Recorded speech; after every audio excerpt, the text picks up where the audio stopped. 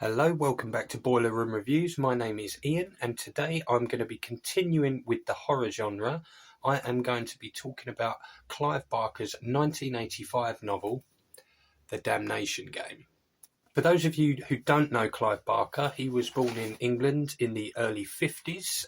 He spent his youth in theatre groups, setting up his own theatre group called the Dog Company. A little bit of useless information from that is that Doug Bradley was part of that theatre group, who went on to play Pinhead in numerous Hellraiser films. The Damnation Game is Clive Barker's first full-length novel following his short story collections, The Books of Blood.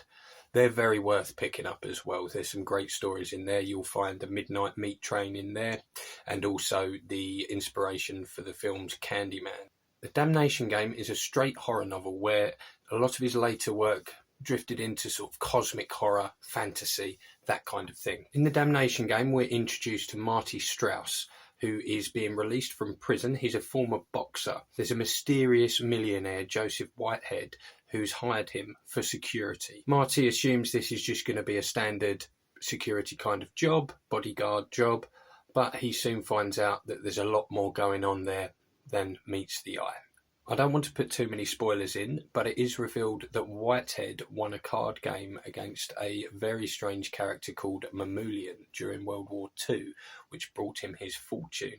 And we discover that he made a kind of Faustian bargain with him. The character Mamoulian is a very interesting one. You might even say it's a precursor to Pinhead that appeared in The Hellbound Heart, although he wasn't called Pinhead in that book. Mamoulian has a taste for things like cannibalism, child abuse, all the darker sides of life, the sorts of things that Clive Barker likes to write about.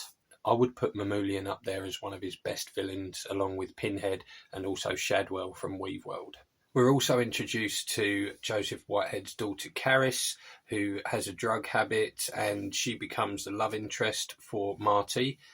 I found the love story a little bit unconvincing, but it was a nice element to it. So eventually it's revealed that Mamoulian is coming after Whitehead, and Whitehead doesn't really want to give up his soul to Mamoulian. There's a climax where Whitehead shows himself to be not perhaps as evil as Mamoulian, but not far off. Now, this is quite a long novel, and I did find it a little slow going at the start, but I think it's worth persevering with, particularly if you've read Barker before and you like his prose and his style. It's definitely one of his better ones. And there's quite a clear Lovecraftian influence here as well, which I did find enjoyable. He talks about the void and other worlds that exist next to ours, but we can't see them. You know, it's very Lovecraftian, so I enjoyed that element about it. It sounds a bit harsh, but I'm going to give this a 6 out of 10, which means I still liked it, still really enjoyed it. I think I enjoyed the Books of Blood a little more, and I'll get into those at a later date. But yeah, let me know. What's your favourite Clive Barker novel? Did you think this was one of his better ones? What did you think of Mamoulian as a villain? Let me know in the comments, like and subscribe, and I'll see you on the next one.